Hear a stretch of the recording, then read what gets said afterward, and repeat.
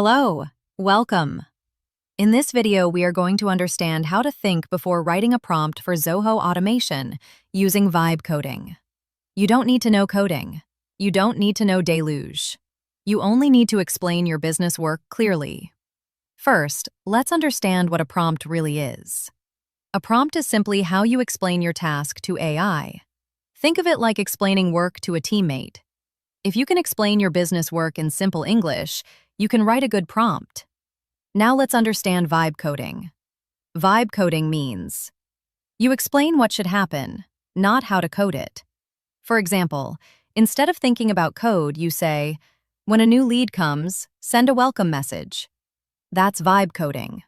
You focus on the business result. AI focuses on the technical part. Now remember this golden rule. Don't think like a programmer. Think like a business owner. Always ask, what should happen automatically in my business? That's all you need. In the next video, I'll show you exactly how to write the perfect prompt step by step with real examples. Your idea deserves a clear path forward.